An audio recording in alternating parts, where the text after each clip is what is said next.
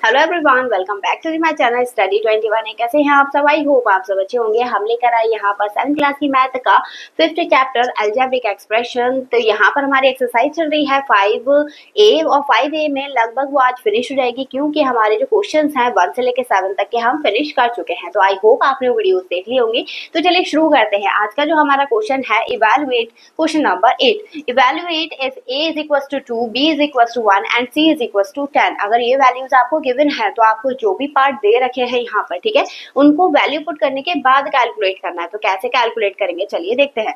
सबसे पहले यहाँ पर क्या करना है, सबसे पहले दिया है हमें C, ठीक, तो C क्यूब दे रखा है तो C की जगह पहले वैल्यू पुट करेंगे। तो यहाँ पर हो जाएगा C इज इक्वल टू कितना है 10, ठीक है, तो C cube is equal to 10 cube, और 10 का क्यूब क्या होगा, यानी 10 की 3 टाइम्स मल्टीप्लाई, तो C क्यूब की वैल्यू आ जाएगी 1000, ठीक है। ऐसे करके कैलकुलेट करना है, बस और कुछ नहीं है।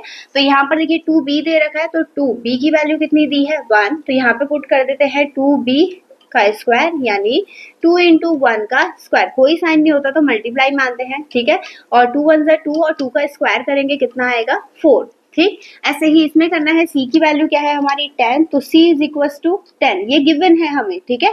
अब यहाँ पे पुट कर लेते हैं C प्लस B का होल स्क्वायर हमें फाइंड करना है, तो ये हो जाएगा 10 प्लस B की वैल्यू भी लगानी है इसमें, तो B की वैल्यू है हमें 1 गिवन, ठीक है, ये 1 हो गया, स्क्वायर करेंगे 11 स्क्वायर, और 11 का स्क्वायर क्या होता है 121, ठीक है।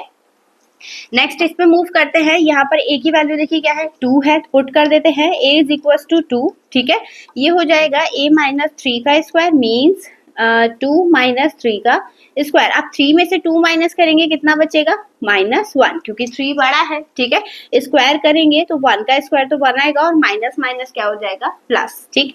नेक्स्ट इस पे मूव करते हैं तो C की वैल्यू हमें 10 गिवन है, तो ये हो जाएगा -3 इंटू 10 का क्यूब, ठीक है, ये हो गया -30 क्यूब। अब क्यूब है, ऑड पावर है तो माइनस साइन तो रहेगा।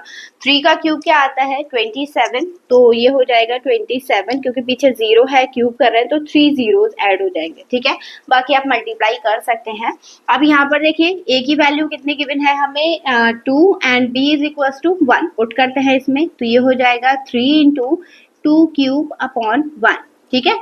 अब 2 2 जा 4 2 जा 8 और 3 इंटू 8 और 8 3 जा कितना हो जाएगा 24, क्योंकि नीचे 1 है तो मैंने 1 को हटा दिया है, हटा सकते हैं उसे हम, ठीक है।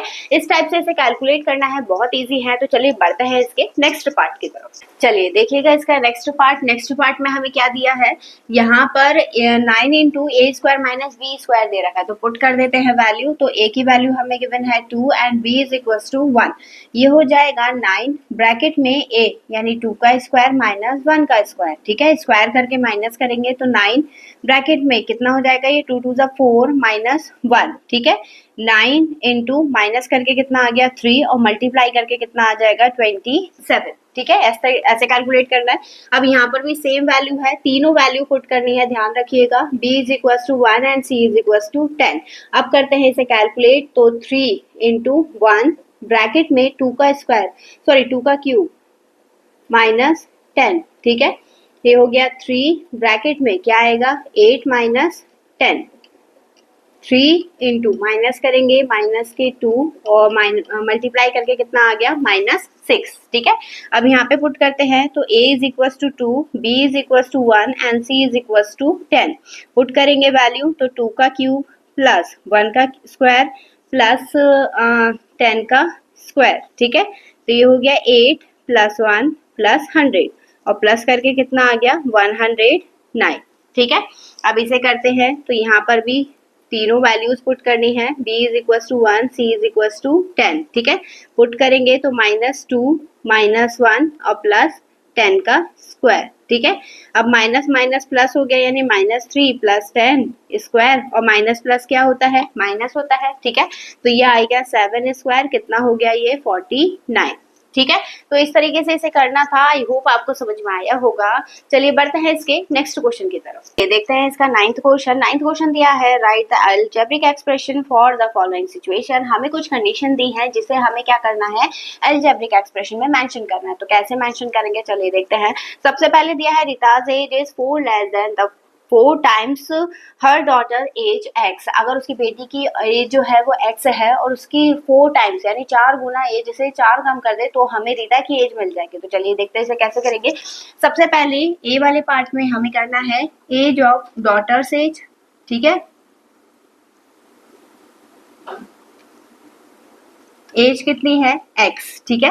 अब दूसरी कंडीशन क्या बनेगी, यहाँ पर अलजेब्रिक एक्सप्रेशन दिखाना है ना, तो एज ऑफ रीता, ठीक है, रीता की एज हमें निकालनी है। तो क्या बोला है, डॉटर की एज से यानी 4x 4 टाइम्स है और उससे कितना लेस है, 4 टाइम लेस है, ऐसे करके मेंशन करना है, ठीक है। अब देखिए यहाँ पर नेक्स्ट हमारा क्या है, नेक्स्ट बी पार्ट, ठीक है। पहले रीड कर लेते हैं इसे। देखिए क्या दिया है, the expression for a 3 digit number when a 100 digit is x a, the 10 digit is b and unit digit is c। तो हमें बताना है कि 3 डिजिट का जो एक्सप्रेशन है वो कैसे रहेगा, ठीक है। तो चलिए देखते हैं। सबसे पहले 100 क्या दिया है, 100 डिजिट, ध्यान रखिएगा डिजिट दे रखा है ये, ठीक है। 100 डिजिट क्या है a, ठीक है। 10 डिजिट ये दिया है b एंड वंस डिजिट ये दिया है c, ठीक। अब इसे मेंशन कैसे करेंगे, तो इसे करेंगे 100 डिजिट है ना, तो ये 100 a plus 10 b plus c, जो जिसके साथ दे रखा है उसी के साथ लिखा है, ठीक है। तो ये आ गया हमारा अलजेब्रिक नंबर, ठीक है, अलजेब्रिक एक्सप्रेशन, ये हमारा नंबर है, ठीक है।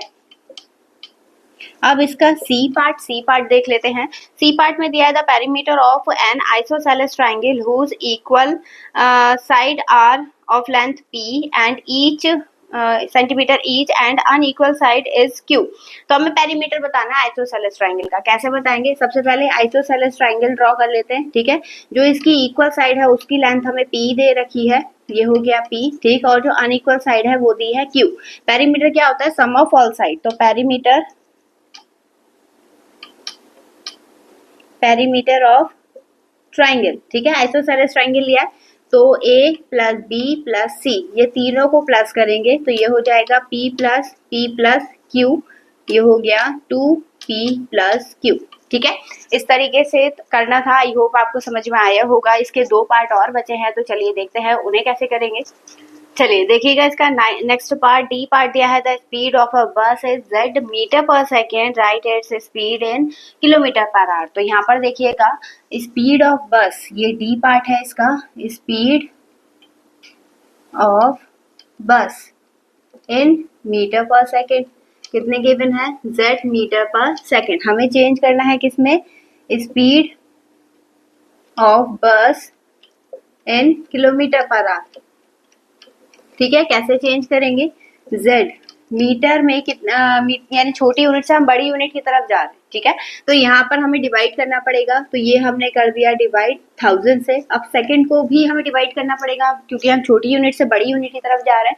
तो यहाँ पर मल्टीप्लाई आएगा ऊपर की तरफ, ऊपर क्यों आ रहा है और 2 बार क्यों आ रहा है, पहले हम सेकंड को मिनट में चेंज कर रहे हैं और उसके बाद किस में चेंज कर रहे हैं, आवर्स में, ठीक है। अब नीचे से ऊपर क्यों जा रहा है, क्योंकि हम इसे अपॉन में करके लिखेंगे ना, जैसे कि 1 अपॉन करके, तो ये इसीलिए ऊपर लिख दिया है मैंने डायरेक्ट, ठीक है। अब ये 2 0 से ये 2 0 कैंसिल हो गए, ये हो गया 5 3। अब मल्टीप्लाई करके कितना आ जाएगा, 18z अपॉन 5, ऐसे करके, ठीक है। अब इसका लास्ट ई पार्ट और बचा है, तो यहाँ पर देखिएगा a pair of a shoes cost ₹x, ठीक है। जो शूज हैं वो कितने कॉस्ट के हैं, x रुपीज के हैं। The cost of a dress is 200 more than 5 times the cost of shoes. तो जो ड्रेस उसने ली है वो शूज की कॉस्ट की 5 टाइम्स से 200 ज्यादा है, 200 ज्यादा है। तो कैसे मेंशन करेंगे, कॉस्ट ऑफ शूज, ठीक है, क्या है, x रुपीज, यही दे रखा है। अब कॉस्ट ऑफ ड्रेस क्या हो जाएगा, इसका 5 टाइम्स यानी 5x, और मोर देन बोल रहा है तो प्लस 200, ठीक है, ऐसे करके। तो इसी क्वेश्चन के साथ जो हमारी एक्सरसाइज है 5A वो फिनिश होती है। आई होप आपको समझ में आई होगी। आपको वीडियो कैसी लगी कमेंट सेक्शन में जरूर बताइएगा, और आपने चैनल को सब्सक्राइब नहीं करा है तो चैनल को सब्सक्राइब कर लीजिएगा अगर इसे आप फर्स्ट टाइम देख रहे हैं। चलिए मिलेंगे अब इससे नेक्स्ट वीडियो में नए क्वेश्चन के साथ, तब तक के लिए धन्यवाद।